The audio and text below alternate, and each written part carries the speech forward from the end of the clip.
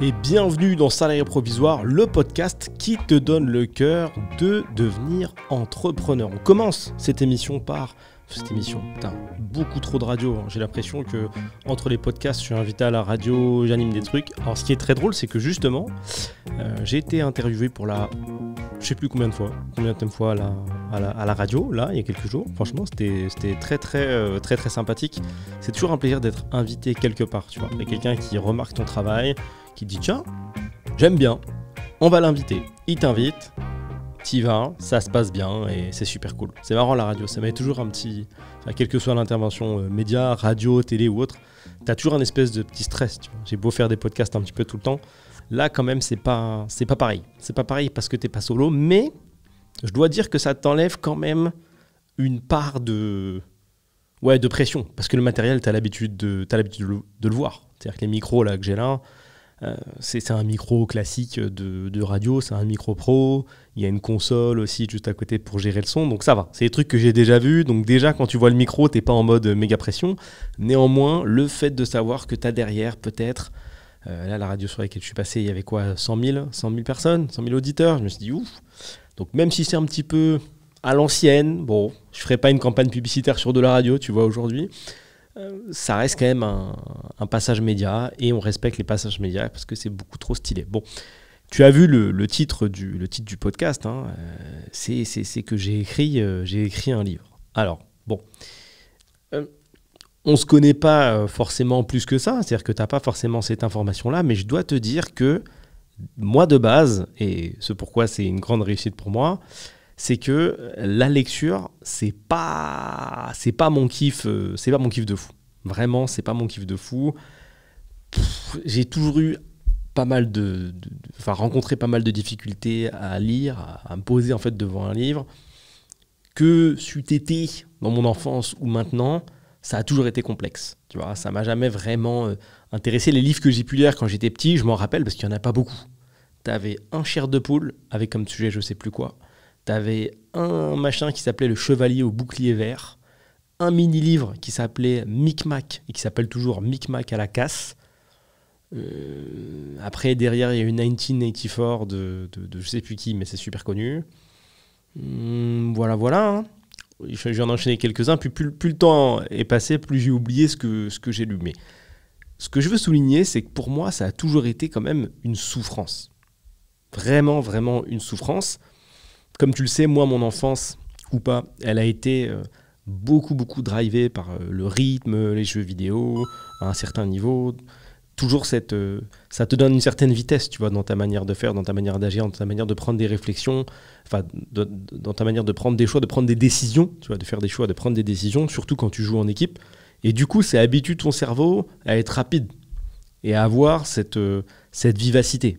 Et quand tu te retrouves devant un livre, c'est vrai que tu casses ce rythme où là-bas, il n'y a plus d'écran. Donc déjà, ça peut être compliqué. Il faut tourner les pages. OK. Il n'y a plus vraiment de décision à prendre en regardant il n'y a pas de décision à prendre en regardant les pages. Donc, il n'y a pas de situation à analyser, tu vois. Tu n'es pas là en train de dire, tiens, si lui fait ça, je fais ça, et peut-être qu'il va faire ça, et que, allez, je lui mets 2, 3, 4, 5 coups d'avance. Non. Là, il y a juste un bouquin, et tu dois tourner les pages une par une et tu es conditionné par ta vitesse de lecture. Bon, en tant qu'amoureux du français, quand même, j'ai réussi à lire, tu vois. Bon, même si j'ai mis du temps à développer cette passion pour le français. Les gens qui me connaissent très bien le savent. Il y a un gros kiff à ce propos-là. Mais ça a toujours été complexe. Et puis ça a été complexe aussi plus tard, même avec le business en parallèle. Quand tu te formes, quand tu apprends des choses, souvent tu les apprends pas dans les livres. Alors, il y a plein de données dans les livres qui sont au top. Hein. Il y a des livres géniaux. Tu sais, le livre de Robert Kiyosaki, La Père riche, Père pauvre, par exemple, La semaine de 4 heures, qui est super. J'avais vu un truc sur la 23e heure, ou la 25e heure plutôt, ça me paraît plus logique. Comment avoir 1 heure de plus par jour, ce genre de choses-là. Livre de productivité, ça va, tu vois. C'est OK. Néanmoins, bon, ça n'a jamais été un kiff. Toutefois, j'ai remarqué que le livre, bien que la lecture, bien que ne la portant pas dans mon cœur, a gardé quand même, au fil des années, et malgré l'avènement des réseaux sociaux et des écrans à outrance, parce que je te rappelle que moi j'ai vécu les deux mondes, c'est-à-dire le monde où il n'y a pas Internet et le monde où tout le monde a la tête baissée sur son téléphone en permanence et ne peut pas s'empêcher d'aller voir s'il y a une nouvelle publication qui a move sur Insta, tu vois. Parce que attention, on risque de louper des choses. Donc j'ai vraiment vécu les deux. J'ai vécu on se donne rendez-vous par téléphone fixe en disant salut, ok, on se donne rendez-vous à 15h08 à Saint-Lazare et à tout à l'heure. Et tu vois, tu prends le métro. Déjà, il n'y a pas la station de métro devant chez toi, donc il faut soit y aller à pied pendant 20 minutes, soit prendre le bus qui va t'amener au métro, attendre le métro, prendre le métro, arriver sur place, et à 15h08, et pendant tout le parcours du métro, tu attends en fait. Tu attends, tu es seul, il n'y a pas de téléphone, pas de musique, rien, juste voilà, tu attends, tu regardes devant toi, tu eye contact avec la personne devant toi, puis après t'arrêtes, tu regardes tes genoux, tu regardes ses genoux, t'attends. Et puis t'arrives, il est 15h, la personne est censée arriver à 08, on s'est donné rendez-vous devant le poteau qui est à la sortie du métro à gauche, mais pas celui directement, l'autre, et t'attends. Et le temps passe, parfois il est 15, il est 20, il est 30, et tu sais plus, je pars pas, elle a eu un problème, pas de problème, la personne ne peut pas te prévenir, il n'y a pas de téléphone portable, je viens de ce monde-là, tu vois, et déjà dans ce monde-là, les livres, moi je pouvais pas, tu vois, alors que le monde était beaucoup plus lent. En tout cas, le monde qu'on connaissait semblait beaucoup plus lent, et il était vraiment beaucoup plus lent. Donc, on a évolué, etc. Les écrans, tu connais. Ça a rendu la lecture encore plus compliquée, quoi. C'est-à-dire que tout est rythmé. Tu vois, ça va très vite. Tu as une idée, tu peux la développer vite. Tu as envie de créer une vidéo, un podcast, ce que tu veux. Tu peux enregistrer ça en 2 secondes. Tout est accessible. Tu as besoin de commander quelque chose. Bing, Amazon. Pas besoin de te faire livrer à manger. Je t'ai déjà donné 15 000 exemples. Uber Eats, etc. Ça va très, très vite. Et ça a été encore plus difficile d'aimer la lecture dans ce monde-là. Et donc ce que je te disais, c'est que, chose que j'ai remarqué, c'est que écrire un livre, ça a gardé toute sa superbe en fait. Ça n'a pas bougé. Tu vois ? C'est-à-dire que dans une conversation, si tu dis que tu as écrit un livre sur un sujet, ça te place en tant qu'expert, ou en tout cas ça donne une crédibilité à ton propos, instantanément. Parce que c'est pas n'importe qui écrit un livre. Et ça, c'est balèze.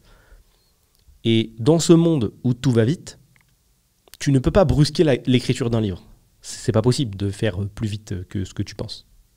Tu vois, d'écrire tes textes, les reprendre, les relire, les vérifier, etc.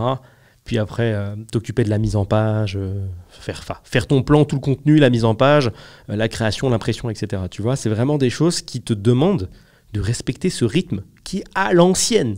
Donc imagine la peine pour moi, vu que c'est pas mon ultra kiff. Alors j'ai trouvé des méthodes quand même pour accélérer un petit peu tout ça, parce que sinon j'allais jamais m'en sortir. Sache que j'ai démarré la création d'un livre il y a très longtemps. Ça a été complexe. J'ai abandonné le projet plusieurs fois. Je crois que j'ai tenté d'écrire un livre peut-être 2 ou 3 fois. Et là, je me suis dit, il faut que tu y arrives. Il faut que tu y arrives. Donc j'ai pris un peu de temps. Je me suis concentré dessus et c'est parti. Voilà. Tu as plein de nouvelles méthodes, tu peux être accompagné, on peut t'aider, tu n'es plus obligé de bosser solo, puisque si tu pars sur du manuscrit Word et que même si tu relis ou tu fais un chapitre par jour, faut que tu t'en sors pas. Parce qu'une fois que tu as fait 10 chapitres, après, il faut les mettre dans le bon sens. Mais est-ce que ce que je dis là, j'en ai pas déjà parlé dans l'autre ? Waouh, c'est un bordel. Vraiment, c'est complexe. C'est complexe. Néanmoins, en tant que personne qui n'a pas lu beaucoup de livres, et amoureux du français toutefois, je suis vraiment trop content de te dire que mon premier livre est dispo. Donc, je le fais rarement dans mes podcasts, mais là je vais le dire. Il est sorti, donc ça m'obligera à en faire un autre. Il est sorti donc le 24 octobre 2024, si tout va bien. En tout cas, c'est sa date de parution qui est confirmée, verrouillée, prévue. Voilà, 24 octobre 2024. Bien évidemment, tu peux le retrouver sur le site ultime des achats en ligne, à savoir Amazon. Il est déjà dispo en format Kindle, il est sorti en pré-vente juste avant cette date-là. C'était juste histoire de, tu vois, il me proposait de mettre en ligne le format Kindle, donc le format pour tablette de lecture, avant. Je me suis dit oui, on avance, ok. Je trouve ça juste ouf, tu vois, dans ce monde full dématérialisé, tout est démat, d'avoir vraiment ta pièce de contenu, ta connaissance dans les mains. Je trouve ça trop beau, tu vois. Et ça me fait tellement plaisir. Et je crois que je commence à comprendre tous ces gens qui kiffent lire, se poser, parce que tu rentres dans une espèce de connexion avec la personne qui a pu rédiger, tu rentres dans une espèce de connexion avec la connaissance qui est pas mal. Et ça, je l'ai remarqué en lisant des livres sur la productivité ou autre sujet, ou l'entrepreneuriat, je l'ai vu, tu vois. C'est-à-dire que les formations, c'est top, mais c'est une certaine forme d'apprentissage. Tu apprends des choses et tu peux implémenter. Et c'est super, vraiment 100% terrible. 10 sur 10, c'est vraiment génial. Néanmoins, le livre, ça t'apporte encore autre chose. Je dis pas que c'est mieux, je dis pas que ça vient compléter, je dis vraiment que c'est autre chose. Tu vois, on peut pas dire aujourd'hui, le rap, c'est mieux que la musique classique. Ça veut rien dire, ça dépend ce que tu cherches. C'est pas la même musique, c'est pas la même manière de faire. C'est deux univers qui sont différents. Là, c'est la même chose. En termes de connaissances, c'est deux univers qui sont différents. En tant qu'auteur, je trouve ça beaucoup trop stylé de pouvoir se dire, putain, auteur quoi. J'ai fait un livre. Alors ça fait pas de moi un auteur professionnel qui a rédigé 15 trucs, mais je suis déjà content d'en avoir un. Déjà, c'est pas mal. Et peut-être que quand toi, tu vas découvrir ce podcast, j'en aurai 4. On sait pas. Tu vois, je repars dans ma grande technique d'anti-dating de ce que je fais. Je mets pas de date pour que ce que je fais puisse être intemporel, puisque les conseils que je peux te donner maintenant, à mon avis, ils seront encore valables dans 100 ans, puisque c'est beaucoup de conseils de mise en action, beaucoup de philosophie, et la philosophie n'a pas de temporalité, tu vois. C'est-à-dire que les fameuses phrases qui t'invitent à passer à l'action quand tu as une idée, bah, c'était valable au Moyen-Âge, c'est valable maintenant, tu vois, ça change rien, et ça sera valable quand il y aura des voitures volantes, et ça sera valable quand il y aura des voitures volantes qui seront aussi des ordinateurs et qui auront aussi TikTok à l'intérieur. Donc, super content de ça, super fier de pouvoir avoir cette pièce de contenu. Au moment où je te parle, j'ai même pas encore reçu moi ma version, ma vraie version finale. Donc ça a été recorrigé, relu, repris, refait, ça c'est bon. Le contenu c'est ok. Néanmoins, j'ai pas eu l'objet encore en main. Je me suis dit allez, pour le kiff, je vais le recevoir en même temps que les gens qui vont le commander. C'est cool, tu vois. C'est très sympathique. Franchement, ça me fait trop plaisir. Sur ce podcast-là, ce que je vais faire, c'est que on va parcourir ensemble, et c'est pour ça que j'ai amené un petit téléphone supplémentaire aujourd'hui, enfin j'ai amené, il est toujours dans le studio mais bon peu importe, pour pouvoir avoir le plan devant moi et qu'on parcourt ensemble en fait les différents chapitres que j'ai voulu illustrer. En fait, ce qu'il illustre, ce livre, et ce qu'il met en avant, c'est que il est super important, on n'en parle pas assez souvent, de rater en fait, de rater. Tout simplement. C'est pour ça que quand tu vas voir le titre, tu vas dire quoi ? Pourquoi ça parle d'échecs et de réussite en même temps ? Je comprends pas. Tu vois, ça, c'est un truc qu'on met pas assez en avant. C'est que c'est bien, les belles histoires. Tu vois, les success stories, les réussites, il a fait ci, il a fait ça. Mais ce qu'il a pas dit, c'est que s'il avait un conseil à te donner, c'est essayer de te louper vite. Vraiment rate. Et c'est un des meilleurs conseils qu'on puisse te donner en entrepreneuriat, c'est rate. Et en fait, à partir du moment où tu te mets dans un mindset de « je dois rater vite », c'est pas un mindset de négativité, bien sûr, où tu dois te dire que le but de ton projet, c'est que ça loupe. C'est plutôt de te dire « rater n'est pas une finalité négative, mais est une réponse ». Pour avoir la possibilité de rater, il faut déjà commencer par aller au bout des choses. Donc tu lances ton projet. Encore une fois, ça n'a aucune connotation négative, mais même si on en a l'impression, essaye d'aller chercher l'échec, parce que si tu veux, cet échec est absolument au même niveau que la réussite. C'est la même chose, finalement. Parce que c'est la réponse à ce que tu fais. Et quand tu vas au bout de ce couloir, il y a deux possibilités. Soit pour toi, c'est un échec duquel tu vas apprendre plein de trucs. Soit pour toi, c'est une réussite, qui peut être financière, personnelle, réussite qui va également t'apprendre beaucoup de choses. Donc on voit souvent l'échec comme la fin, c'est-à-dire que tu avais ton projet, tu l'as lancé, tu t'es loupé, dommage, t'es nul, et en plus, je te l'avais dit que tu allais te tromper. Ton entourage qui se fera un plaisir de te le rappeler, que l'entrepreneuriat, c'est pour les gens qui font du business, c'est pas pour toi, et pour le coup, bien sûr, c'est pas vrai. Okay ? Donc cet échec, qui est potentiel, n'est pas du tout réel en fait. Et c'est pour ça que moi, dans mon livre, je vais t'expliquer, en fait, au travers d'un titre, pourquoi il faut aller chercher l'échec de la réussite. Mais je vais également te détailler, en fait, si tu veux, pour moi, c'est le sous-titre de ce livre-là. Je l'ai appelé « Les 10 commandements de l'entrepreneur moderne ». C'est en fait 10 règles, on va dire ça comme ça. Je ne dis pas que je suis le dieu du business, mais 10 règles qui te permettent d'aller au plus vite dans le cadre du développement de ton idée de business, tu vois. Tu vas le plus rapidement possible de A à Z, comme ça on a fait le tour. Parce que bien souvent, tu as ton idée, tu la lances sans vraiment la lancer, et tu n'as pas cette réponse. Tu n'as pas cette fin, tu n'as pas cette finalité, tu n'as pas ce « Ah bah ok, c'était bien, il y a un marché ». Ou tu n'as pas ce « Ah bah en fait, ça intéresse personne, je suis en train de perdre du temps ». On va tout voir ensemble ici, et puis si tu veux creuser un petit peu, tu pourras bien sûr aller voir ça retrouver ça dans le livre. Le premier point, tu vois, le premier commandement, si je puis dire, bien sûr, je ne suis pas Moïse encore une fois, trouve un problème réel à résoudre. Beaucoup de questions, on me pose beaucoup de questions toutes les semaines sur ce sujet-là. J'ai telle idée, est-ce que tu penses que c'est une bonne idée? Je veux faire ça, est-ce que tu penses que c'est bien? Je pense aller dans cette direction, est-ce que tu penses que c'est super cool? Toi qui as de l'expérience, etc. Ma réponse, elle est souvent la même. Il faut que tu trouves un problème réel à résoudre. C'est cool de te dire, je vais lancer une marque de vêtements parce que j'aime bien les t-shirts de bonne qualité. Mais quel problème est-ce que tu résous en fait? Est-ce que tu vas vendre un concept? Est-ce que tu vas vendre une philosophie, une identité? Est-ce que tu vas amener quelque chose qui finalement peut faire se dire à quelqu'un, tiens, ce que j'ai devant les yeux, ça a de l'utilité, en tout cas à mes yeux. Et c'est ça qu'il faut développer. En d'autres mots, si tu veux, et que tu débutes, tu veux lancer un projet qui fonctionne, essaye de te positionner sur quelque chose qui apporte quelque chose au monde, plutôt que sur un truc qui te fait kiffer tout court.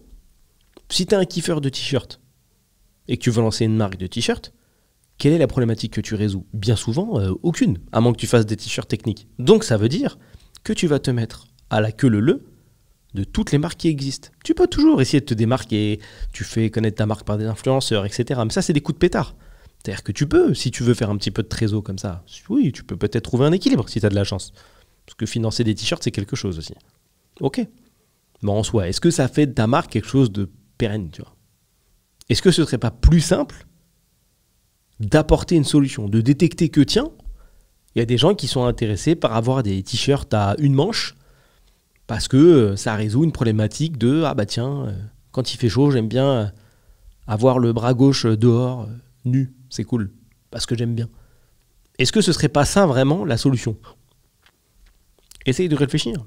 Est-ce que tu es OK avec le fait également de savoir, est-ce que tu acceptes de laisser passer une idée, tu vois? C'est pas parce que tu as une idée et que tu es dessus depuis longtemps que forcément c'est une bonne idée. Le temps ne rend pas ton idée bonne. Parfois, tu as ta première idée comme ça et tu te dis, ah ouais, ça va être génial, let's go.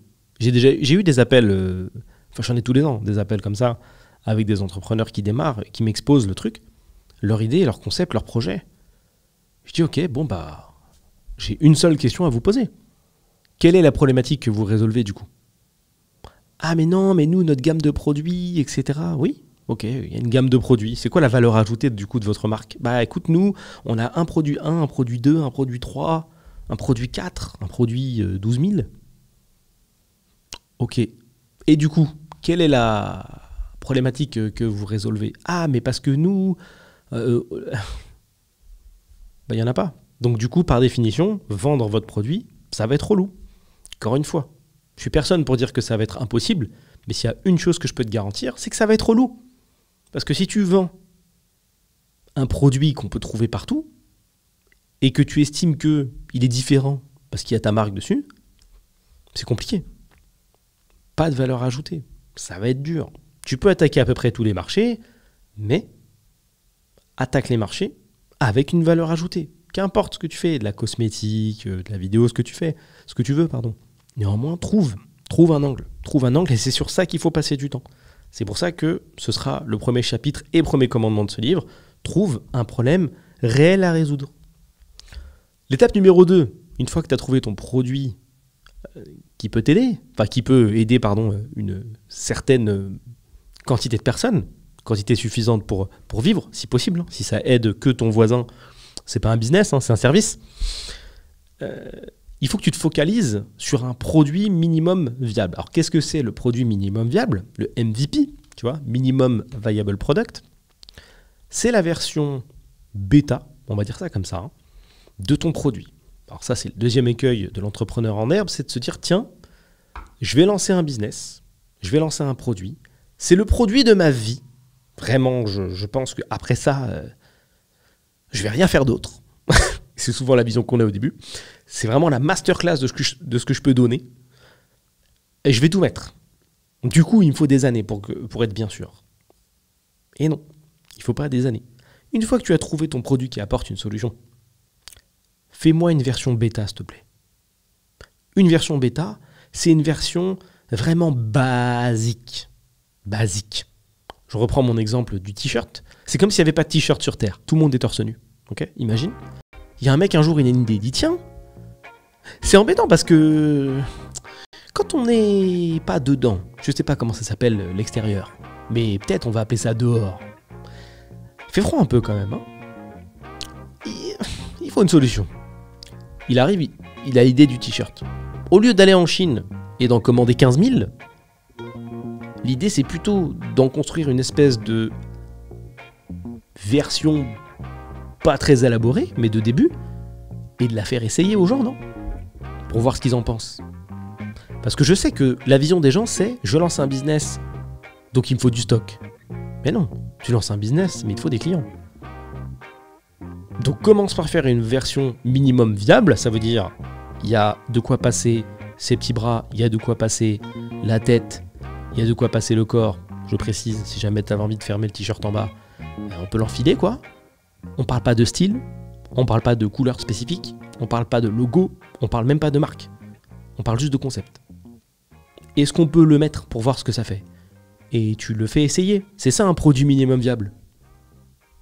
Minimum viable. Minimum viable product. Il est viable. C'est juste viable, tu vois. C'est comme... ce serait drôle d'avoir sur Le Bon Coin cet état de produit, tu sais. Tu vends un truc, il y a donc très neuf, état neuf, en dessous très bon état, en dessous ça va, et tout en bas vraiment, juste avant c'est claqué, t'as viable. T'imagines, tu veux acheter un objet, il y a un mec qui dit c'est quel état et tu viable. Ça veut dire vraiment, ça remplit ses conditions principales, mais sans plus quoi. C'est-à-dire qu'il faut vraiment rien lui demander de plus. Tu le mets une fois à la machine, il disparaît le machin. Une chaise viable, tu peux t'asseoir dessus une fois pour tester un peu le concept de la chaise, après ça dégage. Là c'est pareil, on te demande un produit minimum viable. Donc va pas m'acheter 15 000 t-shirts et dire il me faut 15 000 € pour lancer mon business, il ne faut pas 15 000 €. Il te faut assez d'argent pour faire un produit minimum viable, c'est tout. Et parfois, dans certaines configurations, dans certains business, ce produit minimum viable, il n'existe même pas en physique. C'est pour te dire à quel point on en est. Aujourd'hui, tu peux lancer des produits, que ce soit des t-shirts, des services, des applications ou autres, sans vraiment les fabriquer. J'ai déjà fait des podcasts sur le sujet, où on a lancé des angles de business, on a lancé des idées de business, et c'était des coquilles vides. Mais c'est pas grave. Qu'est-ce que tu risques ? Au pire, tu as quelqu'un qui paye, donc ça veut dire qu'il valide ton produit minimum viable, le produit n'est pas prêt, et tu lui dis, salut, merci d'avoir payé, en fait le produit est en cours de conception, est-ce que tu veux patienter, ou est-ce que je te rembourse ? On ne vole personne, on est carré jusqu'au bout. Mais si tu as 10 commandes sur un produit minimum viable, ça veut dire que ton étude de marché est bonne. Donc c'est bien, c'est super.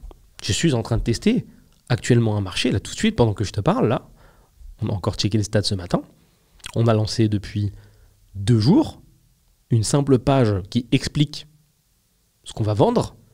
Il y a eu, ce matin j'ai regardé, 16 clics sur la publicité.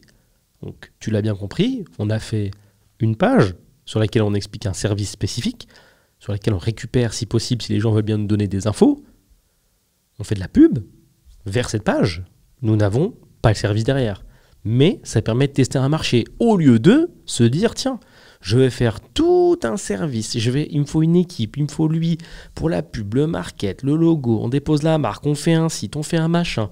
Ensuite, les clients, on fait de la pub dans 8 mois après avoir dépensé 15 000 €. Non, là les gars, on est le 1er du mois, on a l'idée, le 2 du mois, la page elle est prête, on se concentre sur l'essentiel. Qu'est-ce qu'il nous faut pour parler de ce produit ? Des mots. Pas des mots comme une démonstration, des mots comme des mots. M-O-T-S. Donc, trouvons les mots à mettre sur cette page. Est-ce que tu as des outils pour trouver des mots dans la vie ? Oui. Google, ChatGPT ou un rédacteur, tu choisis. On prend les mots pour expliquer le service. Ensuite, cette page, comment on la fait tenir ? Il nous faut une page. Est-ce qu'il nous faut un site avec des rubriques ? avec marqué à propos, et tu racontes ta vie. Je suis Julien Truquier et j'ai créé des entreprises. On s'en fout. C'est pas le sujet. Quand je cherche service de location de voiture, j'ai pas besoin de savoir ta biographie. Je m'en balance. Je suis pas là pour acheter un livre. Enfin, si, là, tu es là pour acheter un livre. Il faut absolument que tu l'achètes, s'il te plaît. S'il te plaît, achète-le. Mais bon, dans mon exemple, t'es pas là pour acheter un livre. Mais là, t'as compris. Donc, le but, c'est pas de raconter ta vie. Le but, c'est juste de parler du service, c'est tout. Donc, tu parles du service, en simple. Donc, tu prends n'importe quel outil qui peut créer, excuse-moi du terme, des pages Internet. Sur cette page Internet, tu mets des photos, des illustrations. Si t'as pas de photos, tu peux en trouver sur Google. Il y a des photos libres de droit. Si ton service, tu as besoin juste de l'imager, pas forcément de photos, tu peux trouver des illustrations. Tu peux utiliser l'intelligence artificielle maintenant, c'est une nouveauté. Enfin, c'est une nouveauté, c'est une option. Tu mets tout ça en place, donc photo plus texte, et ensuite il faut de la visibilité. Comment on va chercher de la visibilité dans ce monde-là? Avec de la publicité. Tu fais de la pub, faire ta page qui explique ton service, point barre, et tu lances. En une semaine, on est bon. Une semaine si tu vas tranquille, ou 2, ou 3, ou 4, un mois. Allez, si tu veux, je te laisse un mois, 2 jours, un jour ou 2 si tu as l'habitude. Nous, on a un petit peu l'habitude, donc ça va vite. Très simple. Le commandement suivant, et chapitre suivant, c'est que il faut que tu penses rentabilité dès le début. Tu peux pas te lancer dans un projet en te disant non, mais on verra après l'argent. Même si ton projet il n'est pas concentré à mort sur l'argent, c'est pas la question. C'est pas la question. C'est pas une question d'être vénal, pas vénal. Ouais, les mecs du business, ils pensent qu'à l'argent, etc. Ça n'a rien à voir avec ça. C'est que tu vis dans un monde où, si tu veux pouvoir financer la suite de ton aventure, tu vas échanger avec des gens qui vont te demander de l'argent en fait. Parce que c'est la monnaie d'échange et c'est comme ça. L'argent, c'est un outil. On t'a pas dit de réfléchir à ça en mode vol ou comme si c'était quelque chose de grave, tu vois. Il faut vraiment arrêter de voir l'argent comme quelque chose de pas bien. Et je sais que pour beaucoup, l'argent, c'est pas bien. Mais pourtant, tu veux monter un business et t'aimerais bien que ça t'en rapporte. Parce que si je te dis, tiens, est-ce que ton idée de projet, est-ce que ton business est censé te rapporter de l'argent? Je sais qu'il y en a qui vont être tentés de me dire, ouais, mais non, ça, on verra après. On verra pas après. C'est quoi la finalité? C'est de kiffer, mais c'est aussi que ça fonctionne. Et fonctionner égale, notamment, parce qu'il n'y a pas que ça génère de la trésor. Parce que quand ça génère de la trésor, tu peux aller plus loin. Tu vois, regarde, prenons par exemple ce podcast. C'est un exemple, je trouve, qui est assez adapté. À la base, je fais ça il y a longtemps dans ma chambre, avec un micro basique. On est sur du produit minimum viable. Sur le problème à résoudre, entre guillemets, c'est la voix de quelqu'un qui est salarié provisoire, donc qui a été salarié et qui a pivoté vers le monde de l'entrepreneuriat. Donc, j'apporte une voix qu'on n'entend pas souvent. Ensuite, j'essaie d'être un minimum différenciant, tu vois, d'apporter une valeur ajoutée sur ce marché. On va y revenir plus tard. Produit minimum viable parce que c'est classique. J'ai pas un grand micro et de grands moyens, donc j'y vais. Mais tu vois, X années plus tard, ce même podcast, il est tourné avec des milliers d'euros de matos dans une pièce dédiée, dans un studio dédié. Et ça, tu peux dire autant de fois que tu veux, oui, mais c'est pas pour l'argent. C'est bien l'argent, en fait, hein, pour pousser tes rêves. C'est important. Donc si t'es embrouillé avec l'argent, essaye de te réconcilier avec l'argent. Ça va t'aider pour pas mal de trucs. Donc on pense rentabilité dès le début. Comment est-ce que on a un modèle qui est viable? Que ça soit à titre personnel pour réaliser les rêves de ton projet ou tes rêves perso ou ne serait-ce que trouver quelqu'un qui va investir, parce que ça aussi, ça arrive souvent, des gens qui disent oui, je veux quelqu'un pour investir. La première question de l'investisseur, c'est comment on gagne de l'argent, hein. Je veux bien t'en donner. Mais comment moi j'en gagne? C'est quoi le modèle? Si tu lui dis bah non, mais ça on verra après, eh bah ok, on verra après alors. Vois après, puis après quand c'est prêt, tu m'appelles alors. Quand tu sais. Pas se brouiller avec la thune. C'est ok la thune, c'est un outil. Donc on pense à la renta, comment on gagne de l'argent. Combien d'échanges j'ai eu sur ce sujet-là avec des gens qui m'ont exposé les trucs. Ils m'ont exposé leur projet, leur idée. Je dis mais comment... C'est quoi le modèle? Comment on gagne de l'argent? Oui, bah peut-être qu'on mettra des pubs. Oh là là, peut-être. Donc tu veux baser tout un modèle uniquement sur la publicité. Alors vraiment, à moins que tu l'aies pensé et qu'on soit vraiment dans le secteur, tu vois, parfois il y a des secteurs spécifiques. Tu peux te dire, tiens, dans ce secteur-là, il est vrai que ça marche beaucoup en mode pub. J'ai quelque chose à donner en face, j'ai une audience, je peux trade, je peux échanger, tu vois. Je sais que moi, je pars d'une audience assez solide, je peux échanger de la pub, etc. Pourquoi pas? Mais si tu sors de nulle part, il n'y a pas d'audience et tu me parles de publicité, c'est compliqué. Et souvent, c'est un moyen de pas trop se mouiller avec l'argent. De dire non, mais nous, on ne sait pas comment on gagne de l'argent, mais avec la pub, ça va être bien. Mais la pub, il faut le changer compte de l'audience. Hein. Les annonceurs, ils vont pas se jeter sur toi, enfin les régies publicitaires ou autres annonceurs, oui, vont pas se jeter sur toi parce que tu as des espaces publicitaires. Si tu vends un encart publicitaire sur l'immeuble ou sur la maison dans laquelle tu habites, mais tu vas pas le vendre 100 000 euros. Hein. C'est pas un point de passage, c'est pas connu, il n'y a pas d'audience, je vois pas pourquoi ça intéresserait les gens. Mais souvent, on a tendance à croire que son projet intéresse tout le monde. Mais souvent, ton projet, il n'intéresse que toi et une personne à côté de toi, max. Hein. Parce que c'est ton projet, comme son nom l'indique. Le chapitre numéro 4 ou commandement numéro 4, c'est de trouver un réel positionnement de marché. Ça, c'est pareil. C'est une phrase difficile à entendre, mais c'est la réalité. Peut-être que l'expertise que tu façonnes depuis des années n'intéresse personne. C'est pas parce que tu es bon dans ce que tu fais qu'il y a un marché. Il faut être d'accord avec ça. Moi, mon exemple préféré dans le podcast, c'est toujours de dire, si tu rembourres des chaises depuis 20 ans et que tu es très fort pour faire ça, tout le monde s'en fout. Et c'est la réalité.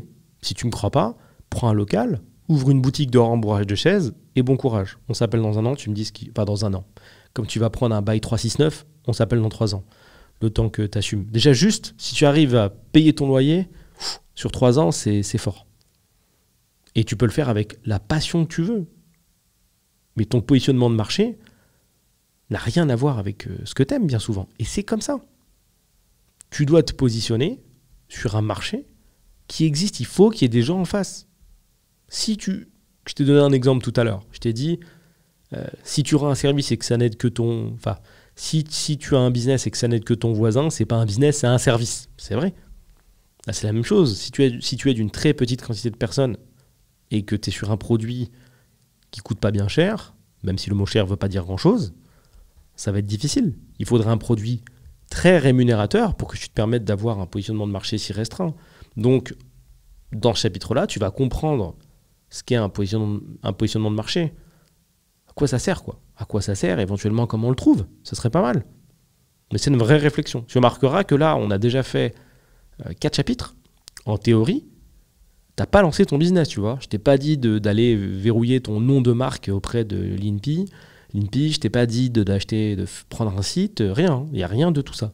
On est déjà à 4 chapitres. Chapitre numéro 5 et commandement numéro 5. Écoute constamment les feedbacks clients et améliore. Qui te paye?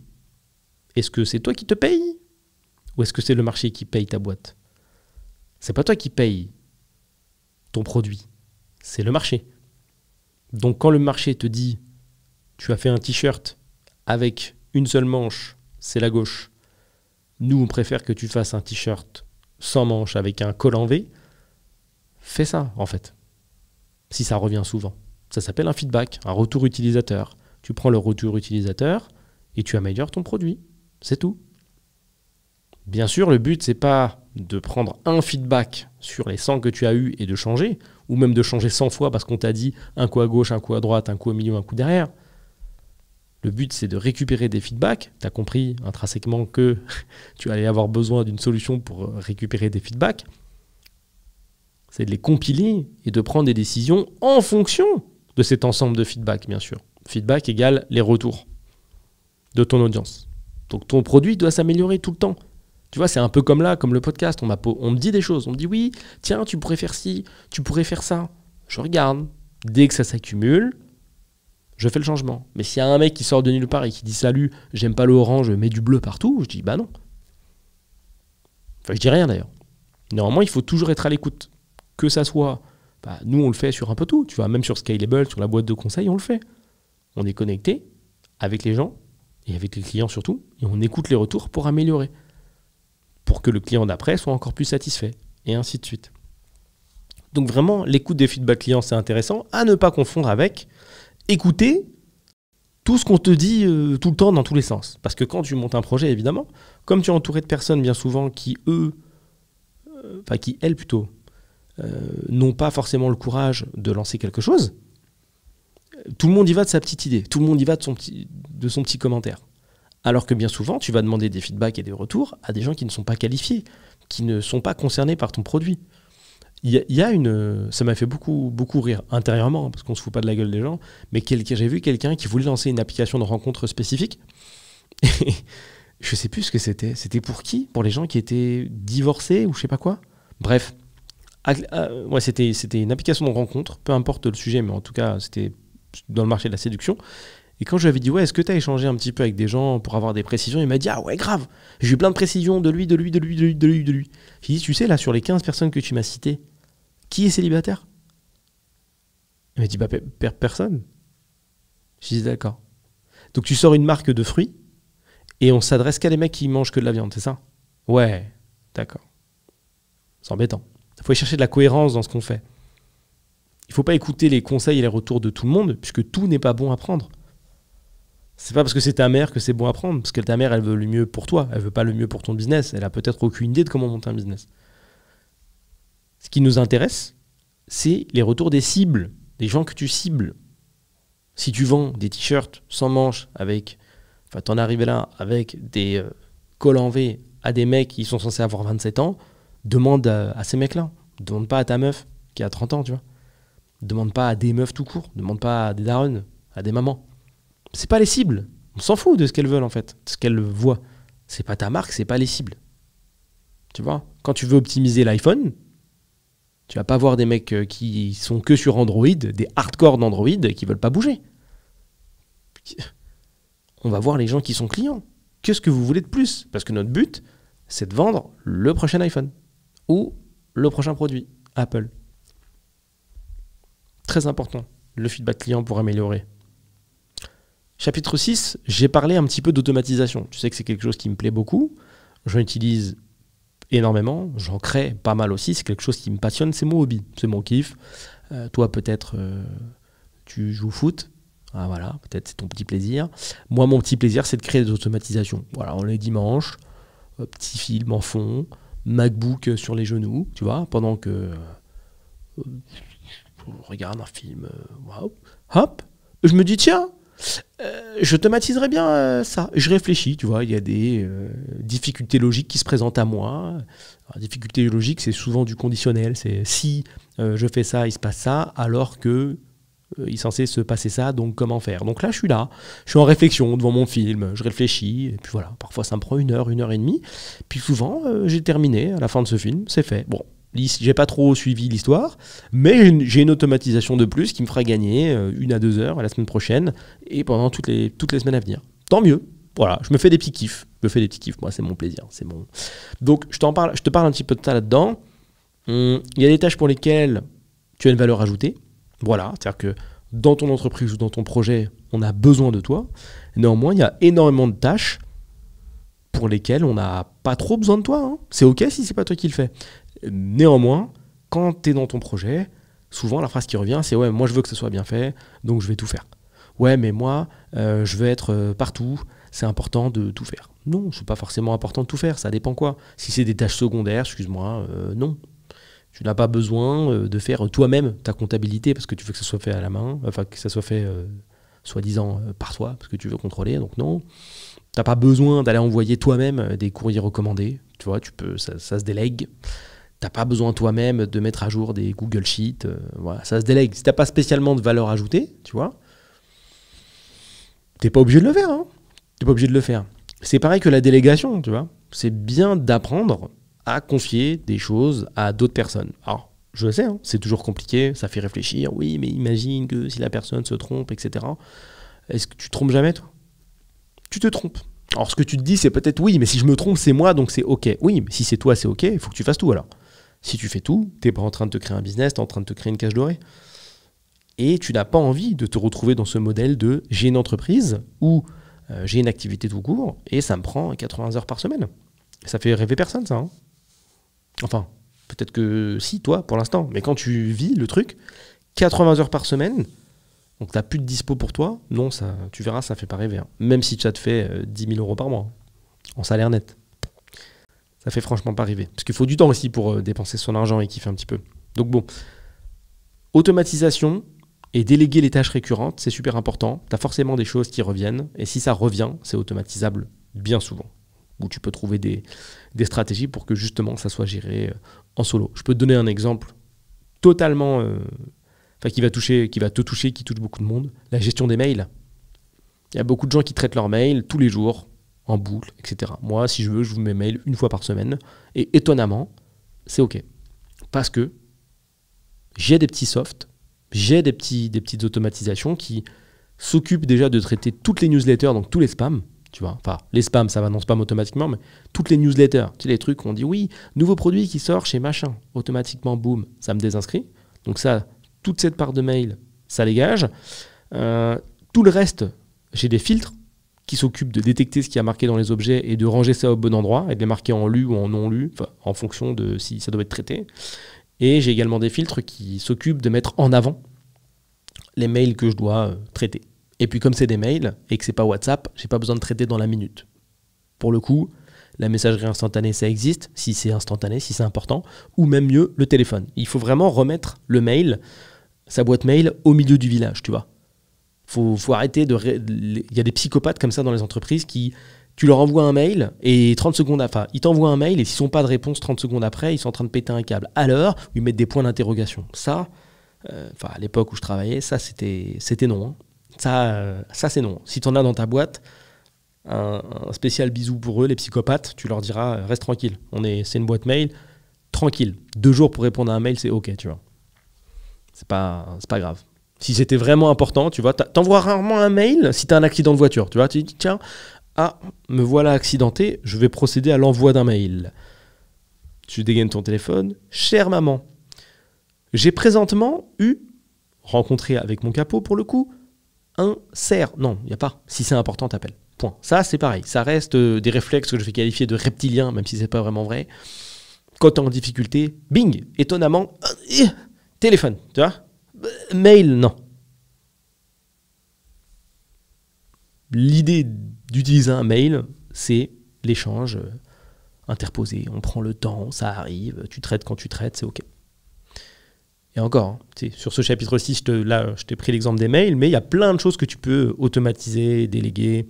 C'est la magie d'énormément de choses, c'est la magie de ChatGPT, c'est la magie des automatisations qui me passionnent tant. C'est vraiment quelque chose de très très pratique. Chapitre 7, maîtriser les flux de trésorerie. Eh oui, comment est-ce qu'on gère cette trésor, hein? Qu'est-ce qu'on dépense dans son projet? Comment on réutilise cet argent-là? Est-ce qu'on peut l'investir, pas l'investir?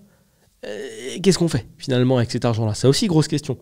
J'ai eu tellement de questions aussi sur ça, des gens qui sont en suspense. Oui, mais la trésor, est-ce que j'achète des formations, pas de formation, du coaching? Moi, j'ai fait 5 000 euros de chiffre d'affaires. Du coup, j'ai mis 5 000 euros dans un coaching. Il y en a dans tous les sens. Donc, maîtriser son flux de trésorerie est une composante essentielle de la gestion d'entreprise. Il faut savoir faire. Il y a des manières de faire. Ça s'apprend. Ce livre n'est pas une formation sur la gestion de trésorerie. Néanmoins, on va en parler, puisque c'est une vraie question. Dans le chapitre 8, commandement 8, on va voir comment et pourquoi il faut être agile et prêt à pivoter. Comme tu peux le voir, tu n'es pas la même personne qui a 5 ans, 6 ans. Si toi tu changes, multiplie ça par le nombre de personnes qu'il y a sur Terre et multiplie ça par le nombre de personnes qu'il y a dans ton marché. Je ne sais pas pourquoi j'ai pris les personnes qu'il y avait sur Terre, mais bon, peu importe. Imagine la profondeur de ton marché, disons 100 000 personnes, ou même plus. Allez, on est sur les t-shirts. Je te mets un chiffre au hasard. On va dire on est sur une terre magique, et sur cette terre magique, il y a 10 000 hommes, voilà, avec des bras et qui sont intéressés par les t-shirts. Ok, donc tu as une profondeur de marché, c'est ça qu'on appelle la profondeur de marché, de 10 000 mecs. Okay, qui ont pile le bon âge, qui ont des bras, qui ont envie d'acheter ça potentiellement, enfin qui mettent des t-shirts et qui vont potentiellement être intéressés par ce que tu proposes. Si toi tu changes vite, tout court, tous les jours, eux aussi ils changent vite, tout court, tous les jours. Okay, leurs idées, leur vision aussi se modifient. Et eux-mêmes font partie d'un marché qui a lui-même ses propres tendances. Donc c'est-à-dire qu'il faut être connecté à ce qui se passe dans ton marché pour pouvoir pivoter, tu vois, et ne pas te dire, tiens, non, on est parti sur une idée, on a beaucoup bossé, c'est bon, on fait ça maintenant. Jusqu'au bout, non, on fait ça. Et tu as ton associé qui dit, mais gars, ça a changé là, entre le moment où on est parti et maintenant, les gens, ils mettent plus de t-shirts, ils mettent des pulls sans manches. Il faut pivoter sur des pulls. Non, on a fait le t-shirt, on va dans le t-shirt. Il faut savoir pivoter. Et c'est là qu'il faut savoir se dire, ok, il y a peut-être un truc à faire sur les pulls. On repart sur le MVP, produit minimum viable, et on est reparti. Mais cette fois, tu le feras plus vite, parce que ce ne sera pas la première fois que tu le fais. Donc, il faut savoir pivoter, être agile. C'est pareil en interne, tu vois.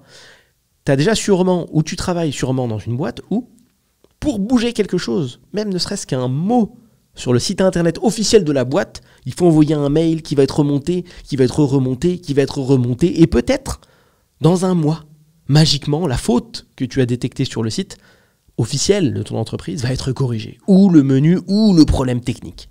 Si ce n'est pas un problème critique, il y a un temps de gestion, c'est quelque chose. Ou des défauts dans les outils que tu utilises tous les jours peut-être au travail, tu vois. Ça, justement, c'est le contraire d'être agile. C'est-à-dire qu'on arrive à un tel niveau de désorganisation qu'on n'a pas d'outils rapides et efficaces pour passer l'information. On n'est pas agile, tout est lourd. T'envoies des mails en pièce jointe, il y a des pierres, tu vois, c'est lourd, le mail il met du temps à se charger. Et Pierre, salut, il y a une faute sur le site. Il dit, waouh, j'ai 10 000 mails à traiter, il faut que je l'envoie. Attends, il porte la pierre, il tient. Ah non, demain, il revient le lendemain, tiens. Bref, c'est long. C'est le contraire d'agile. Agile, c'est précis, réactif, boum, solution. On fait évoluer les procédures en interne. On est rapide. Tu vois, on est sur les appuis direct. On ne reste pas bloqué à utiliser Excel depuis 20 ans, tu vois. Il y a mieux. C'est comme les gens qui utilisent Photoshop pour faire de la retouche image au lieu d'utiliser Canva, tu vois. Moi, j'ai mis du temps à passer parce que Photoshop, tu vois, pour moi, c'est un truc que j'ai commencé à utiliser quand j'étais très très jeune. Pour moi, c'est un peu la quintessence du logiciel de retouche. Mais force est de constater que, tu vois, il y a des gens qui ont pu suivre, alors ça ne veut pas dire que je l'ai inventé, ces commandements entrepreneuriaux, et s'adapter et dire, tiens les gars, on arrive sur un marché, c'est le marché de la retouche photo et de la création. Est-ce que les gens qui utilisent Photoshop en majorité, ils font de la retouche photo à mort? Non, ils font de la création. Pourquoi ils font de la création? Pour les réseaux. Tiens, pourquoi? Parce que les réseaux, ça prend beaucoup de place dans la vie des gens, de plus en plus. Regardez, il y a un pourcentage d'évolution. D'accord, intéressant.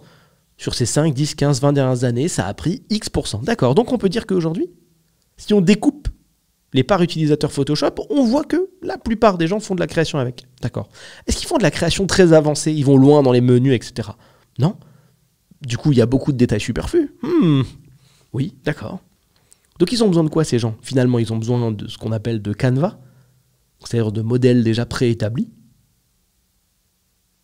faciles à utiliser, faciles à modifier. Est-ce qu'on va vers une ère de personnes qui aiment la difficulté, ou est-ce qu'on va vers une ère de personnes qui aiment quand c'est simple? Plutôt la simplicité, hein. D'accord.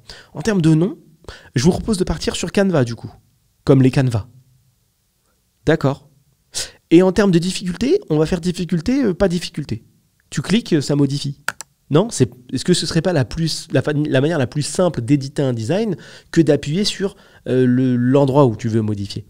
Parce que dans Photoshop, hein, pour ceux qui ne connaissent pas, je sors un peu de mon personnage d'exemple, pour modifier un design, c'est-à-dire que vous avez des calques sur la droite, hein, c'est-à-dire que imagine des feuilles de papier calque, sur ta première feuille de papier calque, tu écris 1, 2, 3, tu mets une feuille de papier calque dessus, tu écris 4, 5, 6 à un autre endroit, tu mets une autre feuille de papier calque dessus, tu écris 7, 8, 9 à un autre endroit. Si tu veux modifier 1, 2, 3, il faut que tu cliques sur le bon calque à droite, que tu modifies, etc. Ça rend ouf au début, parce que à l'écran, tu as un écran avec les chiffres, donc en haut à gauche, il y a 1, 2, 3, en bas à droite, il y a 4, 5, 6, et en haut à droite, il y a 7, 8, 9. Tu cliques là, comme un ouf sur ton 1, 2, 3, et quand tu édites, ça édite pas, tu vois, ton 1, 2, 3. Ça rend dingue. Ça rend dingue. Alors, c'est tu en fais vite le tour, tu vois, tu finis par comprendre le système de calque. Ah mais oui, parce que là je clique, mais en fait ça clique pas sur mon truc 1, 2, 3, parce qu'en fait il est en 3e position et pas en 1. C'est comme si j'avais vraiment les objets sur la table, etc. Ça, multiplié par la complexité du logiciel, ça peut rendre ouf. Et puis c'est long Photoshop. Parfois tu enregistres des fichiers un peu avancés, de 500 MO pour une image, c'est quelque chose aussi. C'est long, c'est long. Galère, c'est lourd, il faut l'installer en natif, c'est-à-dire en vrai, soit sur ton Mac, soit sur ton PC. Ça aussi, c'est chiant. Ça coûte un certain prix, maintenant ça coûte 50 € par mois, c'est quelque chose. Et tu vois, les gens de Canva, ils ont eu cette réflexion-là, ils ont fait évoluer le truc, ils sont au top, ils vendent ça à 12 balles, c'est pas qu'une question de prix, c'est une question de praticité. Ils ont pris tout ce qu'il y avait dans Photoshop, ils ont pris tout ce qui était le plus utilisé dans les différents logiciels de dessin disponibles. Ils ont fait un truc simple. Ils ont mis sur le marché, on avance. Je connais pas exactement l'histoire de Canva, mais pour le coup, tu vois, même en s'amusant à en faire une version humoristique, ça marche. Étonnamment. Canva pour un Canva. Tu vois, tu vends des tables, tu t'appelles table. Simple. J'aime. Ça suit les commandements. C'était pas prévu que je parle de cet exemple, mais tu vois, ça suit tout simplement les commandements. Et le mec sont à l'écoute. Tu as un bouton feedback utilisateur sur Canva. Si tu as quelque chose à dire, tu fais des feedbacks. Et tu peux le dire. Ouais, mais quand je clique, j'aimerais bien que le menu soit plus là. C'est pas logique. Pareil. Ils collectent, ils optimisent. Simple. Chapitre 9, on est bientôt à la fin. Et commandement numéro 9, apprends à apprécier les humains. Alors ça, c'est ma petite touche supplémentaire. Pareil, c'est un peu mis de côté, mais moi je trouve que c'est capital. De manière globale, dans le business, en vrai, si t'aimes pas les gens, ça va être dur. Hein. À moins vraiment que tu fasses partie d'une équipe et que tu aies un poste technique, si t'aimes pas les gens, ça va être chiant. Ça va être dur. Ça va être dur. Parce que en vrai de vrai, même si je recommande pas du tout de faire reposer ton business que sur le réseau, parce que c'est une erreur technique, c'est quand même hyper puissant de connaître des gens qui vont t'amener des gens, qui vont te permettre de faire partie de certains groupes, qui vont te permettre de t'ouvrir l'esprit et de t'amener des cercles de réflexion différents. Donc, vraiment, apprends à apprécier les humains et à les comprendre. Et bien souvent, les gens qui ne sont pas beaucoup entourés ou les gens qui n'aiment pas trop les gens, c'est parce qu'ils ne comprennent pas vraiment comment ça marche. Tu vois, ils vont dire, ouais, mais les gens, ils sont trop comme ci, ils sont trop comme ça. Première erreur. Déjà, quand tu commences à dire les gens, ils sont trop comme ci, toi aussi, tu es un gens. Donc, est-ce que toi, tu serais pas aussi trop comme quelque chose quand on parle de toi? Dans l'autre sens? Peut-être. Il faut essayer de comprendre. Pourquoi? Comment? Quelle proportion d'émotions? Tu vois, t'aimes pas trop quand ce mec-là, il donne pas de nouvelles. Mais pourquoi il donne pas de nouvelles? Est-ce que ce serait pas parce que dans son système d'organisation qui n'existe pas, bien souvent, ça ne rentre pas, il n'y pense pas. Donc il n'est pas méchant. Mais la résultante de « il pense pas à toi automatiquement », c'est « il pense pas à moi, donc on n'est pas potes ». Mais si moi je prends des nouvelles du coup, c'est bien ou pas? Quand on prend du temps ensemble, c'est cool? T'aimes bien? T'aimes bien, ok. Donc tu pourrais mettre de côté le fait que tu n'aimes pas le fait que lui ne prenne pas de nouvelles et juste mesurer la qualité de la relation quand vous échangez. Et bien souvent, cette relation, elle est bien, ça te plaît bien. Passer du bon temps, c'est cool, vous avez des bons échanges, présente même des gens qui sont grave cool. Fais l'effort alors. Garde cette personne dans ton réseau et ne le boude pas parce qu'il est imparfait. C'est un humain, par définition, il est imparfait. Si tu te positionnes, si tu t'opposes à sa manière de faire, tu n'as que très peu de moyens de recours. Qu'est-ce que tu vas faire? Tu vas le forcer à prendre des nouvelles? C'est-à-dire dans un mois, si tu ne me demandes pas mon avis sur un truc, ou si tu ne m'appelles pas, on t'attaque chez toi. Tu vas difficilement pouvoir le changer. Autre règle chez les humains, très compliqué de changer les gens. Très très compliqué. Tu le sais, si tu as déjà tenté d'ailleurs. Tu ne peux pas vraiment faire changer les gens. Tu ne peux pas non plus les convaincre. Tu vois? Il faut apprendre toutes ces petites règles. Il faut apprendre à accepter de gérer les humains comme ils sont. Et ça t'ouvre des portes différentes. Parce que mine de rien, ce gars-là qui ne te donne pas de nouvelles, peut-être qu'il a dans son entourage des gens qui peuvent t'apporter plein de choses bien. Il a peut-être dans son entourage des gens superbes. Il y a des super bonnes rencontres à faire. Super bonnes rencontres. Et tu vas peut-être jeter ces rencontres en l'air parce que, voilà, il ne prend pas de nouvelles tout le temps. Et que c'est toujours toi qui fais le premier pas. Est-ce vraiment si grave? Encore une fois. Est-ce que vous passez du bon temps quand vous êtes ensemble? Oui. Est-ce que c'est bien? Oui. Est-ce qu'il a l'air sincère? Oui. Est-ce qu'il prend toujours le temps de venir ou inversement de te recevoir si c'est nécessaire? S'il a besoin, enfin, si tu en manifestes l'envie? Oui. Donc voilà, c'est vraiment un problème organisationnel. Est-ce que c'est quelqu'un qui n'est pas organisé dans la vie? Bien souvent, oui. Mais voilà, c'est un défaut. C'est bon, on avance. Tu es en train de peut-être gâcher une amitié de 10 ans, voire plus, si ça continue entre vous. Tout ça pour un petit problème organisationnel. Passe au-dessus. Sois OK avec ça. Passe au-dessus. Voilà. Ça, c'est une règle parmi tant d'autres qui te permettent en fait finalement de revenir sur une sorte de réalité qui est tout ça, c'est pas bien grave. Je le répète souvent. Ça, c'est rien. C'est du détail. Tu vois. Moi, c'est pour ça que moi, je peux pas vraiment m'énerver contre quelqu'un qui prend pas de nouvelles ou m'énerver tout court dans la vie parce qu'en vrai de vrai, le plus important, hein, même si c'est un truc de daron de dire ça, c'est la santé. Vraiment, c'est la santé. Et quand tu vois ce que tu peux perdre dans la vie, on s'en fout de ça. Il prend pas de nouvelles, on s'en fout. Toi, tu l'appelles, tu sais comment ça va, prends des nouvelles. On se voit, mais bien sûr qu'on se voit, mec. Et désolé, hein, je prends pas de nouvelles, c'est pas grave, on se voit. Boum, t'en es où? J'en suis là. Oh, d'ailleurs, je vais te présenter lui, j'y ai pensé, mais présente quand? Là, hop, et allez, on avance. Raconte-moi ta vie, je te raconte ma vie. Super moment, viens sur le podcast, fais le machin. Et le mec, tu sais qui? Le mec qui transmet trop. Le mec qui transpose ses exemples à sa vie perso. C'est pas arrivé pour le coup, ces situations-là, où je reprends contact et je dis bien sur le podcast. Mais entretiens des liens, quoi. Entretiens des liens et n'essaye pas de savoir s'il y a un équilibre parfait. Bon, attends, si je regarde, sur les 2 dernières années, j'ai envoyé 5 messages et lui, 2, donc du coup, il m'en doit 3. Prends la tête. Oui, même moins. C'est toi qui es en insécurité quand tu fais ça. Prends pas la tête. C'est vraiment pas important. Toutefois, tu peux rater des choses, que ce soit et des moments et des rencontres qui peuvent être pas mal. C'est dommage. Donc, il faut apprendre à apprécier les humains et ça t'aidera toujours pour le business parce que tu peux closer des deals super intéressants en passant du temps avec des gens. C'est tout. Donc, apprends à aimer les humains. Les rencontres, c'est la base de tout. Tu peux échanger dans une conversation avec des gens qui peuvent t'amener dans une autre dimension. Tu peux avoir des bons feelings avec des mecs qui sont très loin, qui peuvent t'apporter une philosophie qui déchire, alors que pour le coup, ils sont pas nouvelles. Ils sont pas organisés, tu vois. Le mec, il peut avoir 10 millions de mails de retard, mais 10 millions d'euros de chiffre d'affaires, tu vois. Et ça, c'est bien pour t'expliquer des nouveaux trucs. Ça peut servir. Ça veut pas dire que tu dois être en mode full intérêt personnel. C'est pas ça que je suis en train de te dire. Je suis pas en train de te dire profite absolument des gens, vas-y, garde des faux liens, comme ça tu peux rester connecté à leur compte bancaire. Non, c'est pas ça que je suis en train de te dire. C'est mettre de côté les fioritures, concentre-toi sur l'humain, essaye d'en apprendre des gens qui t'entourent, et tu verras vraiment de quoi ils sont faits. C'est ça qui nous intéresse. Et tu verras que automatiquement, t'as même pas besoin de forcer, t'as pas besoin de prévoir, t'as pas besoin d'être vicieux, juste vis, passe du temps, et naturellement, ça va amener des opportunités différentes. Petit rappel sur le mot opportunité, qui ne veut pas forcément dire opportunité financière, mais opportunité égale nouvelles choses qui arrivent. Si tu veux qu'il y ait des nouvelles choses qui arrivent dans ta vie, ça peut être sur du business, du perso ou autre, connecte. Connecte avec les gens. Il y a des gens, parfois je les vois en networking, et ils sont possédés. Hein. Mais pourquoi tu es assis ou assise seul? T'es là, tu regardes. Putain, mais va voir les gens en fait. Ouais, mais je veux pas déranger. Mais c'est le projet de se déranger, ce genre d'endroit. Dérange un maximum.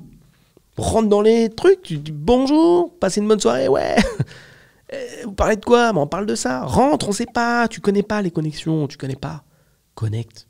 Tu peux faire des super rencontres. Dans les networking, dans la vie, partout. Dernier chapitre. Bon, j'étais obligé de faire un petit chapitre un peu... C'est dans nos vies maintenant, l'intelligence artificielle. Il s'appelle « Utilise l'IA et la data à ton avantage ». Bon. Les plus grosses entreprises de ce monde-là, c'est des entreprises de data. Pour l'instant, en tout cas. Ok. Qu'est-ce que vend Google? Un produit physique ou de la data? Qu'est-ce que vend Amazon? Il y a énormément, si tu veux, de boîtes énormes. Énormément de boîtes énormes. C'est beau ça comme répétition. Je vais me challenger, je vais refaire la phrase et je vais garder énormément au début. Il y a énormément de boîtes qui pèsent beaucoup d'argent, qui sont des boîtes qui vendent de la donnée. Google et Meta, par exemple, tu vois. Énorme boîte, cotée en bourse, des monstres. Par contre, trouve-moi un produit physique de chez Google, il n'y en a pas.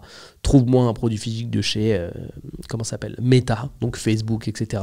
Il n'y en a pas non plus, tu vois. C'est très cloudé, tout ça, tu vois. C'est très dans les nuages. Bon, mais c'est quand même d'énormes boîtes, tu vois. Les GAFAM, tu pourras te renseigner.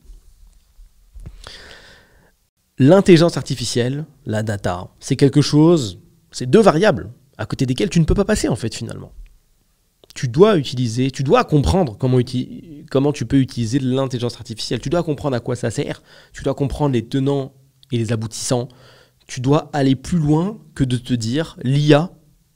C'est le fait d'aller sur chatgpt.com et de dire « Salut chat, combien ça fait 4 plus 4 ?» et de voir la réponse et de faire « Waouh, c'est trop bien, salut !» Non, ça va beaucoup plus loin. Beaucoup, beaucoup plus loin. Ça ne vient pas de sortir. Voilà. C'est quelque chose qui est là depuis longtemps. Maintenant, c'est mainstream, c'est connu de tous. Ça a eu un énorme pic, puis une énorme redescente, comme un petit peu tout le monde, comme un petit peu toutes les tendances, parce que comme c'est nouveau, les gens se jettent dessus et ils sont contents. Tu dois voir comment tu l'intègres, tu vois. Et je t'en parle dans ce chapitre-là, de ce que tu peux en faire et de ce pourquoi tu dois y aller. C'est pareil pour la data, c'est pareil pour la donnée, quoi. Finalement, tu as énormément de données, ou en tout cas de régies publicitaires, ou en tout cas de stock de data à ta disposition, qui te permettent justement d'avoir des informations sur les questions que tu te poses. Je reprends l'exemple du test market que je suis en train de faire là, depuis 2 jours. Ce test market, où je t'ai dit que j'avais eu une idée, qu'elle a été posée sur une page et qu'on faisait de la pub, c'est exactement ce qui se passe. On a une idée, on la pose, et on utilise la data de Google pour obtenir des réponses. Tout simplement. On fait notre petite étude de marché en automatique. Et il y a une bonne partie des textes de cette page qui ont été rédigés avec de l'IA. Et il y a une bonne partie des personnes qui ont été trouvées par Google qui l'ont été avec de l'IA et de la data. Tu vois, ça fait partie intégrante des moves que tu peux faire. C'est plus un truc que tu peux mettre de côté. Donc renseigne-toi. Tu as beaucoup de vidéos sur le sujet. Il n'est nullement nécessaire de devenir l'expert ou l'experte de la data ou de l'IA. Ça sert à rien. Mais au moins essaye d'en intégrer assez pour pouvoir te dire « Ah bah tiens, ça sert à quelque chose » ou de pouvoir te dire « Ah bah tiens, dans ce cas de figure précis, peut-être que je pourrais faire appel à de l'IA. » Je vais terminer en te disant que je vais mettre dans la description le lien vers le livre. Bien sûr, il sera à un prix dérisoire de 4 500 € par mois, évidemment. Je vais vendre forcément sous forme d'abonnement. Ce premier forfait te permettra donc de le recevoir dans une Tesla. Nous, on livre directement les bouquins dans des Tesla, conduites par des majordomes. Donc c'est le même majordome que dans Batman, tu verras. Donc on a Alfred qui va venir. Ou sinon, donc ça c'est la première proposition, tu peux aller sur Amazon et il est à vendre moins de 10 €. Tu choisis l'option que tu veux, je te mets 2 liens en dessous. Enfin, en sachant que le lien avec les Tesla, il est un peu caché, donc peut-être que tu vas pas le trouver, donc bon courage. Mais voilà, je te mets au moins un des 2 liens en dessous. Peut-être le premier, peut-être le deuxième, tu fais le choix du forfait que tu veux. En tout cas, ce sera un plaisir d'obtenir ce soutien-là. C'est vraiment un kiff pour moi d'avoir rédigé ce bouquin, c'est top. Franchement, trop content. Ça faisait partie de ma bucket list. Ça veut dire des grandes choses de vie que j'avais envie de faire. C'est une belle revanche sur la vie pour moi aussi, puisque tu sais, pas beaucoup d'études de mon côté, mais beaucoup de travail, tu vois. J'ai pas beaucoup travaillé à l'école, mais j'ai beaucoup travaillé après l'école, pour le coup. Et je suis trop content, tu vois, d'avoir cette espèce de revanche, entre guillemets, un peu sur l'Académie française, entre guillemets, tu vois. T'es là, tu lis pas beaucoup, mais tu fais un livre au final, c'est bien, tu vois. Ça me fait plaisir. Vraiment, c'est un accomplissement de ouf pour moi. Ça me fait plaisir. Merci encore pour ton écoute. Rappelle-toi que si tu as une question à me poser, tu peux me la poser via le petit formulaire qui sera juste en dessous du lien du livre. Pose ta question. Voilà, tu me poses ta question, j'en fais potentiellement un podcast. Et tu as également le replay de notre dernier bootcamp. Donc je rappelle les bootcamps business. On se voit en vrai et pendant une journée dans une salle de conférence, je te parle de business et je t'apporte un maximum de valeur avec un énorme plaisir. Ça, c'est disponible également dans la description, où que tu sois, quelle que soit la plateforme utilisée, Spotify, Deezer, la NASA, ou plus conventionnellement, YouTube. On ne sait jamais, je te dis ça. Je te souhaite une bonne journée, ou une bonne soirée en fonction du moment où tu écoutes cet épisode. À plus.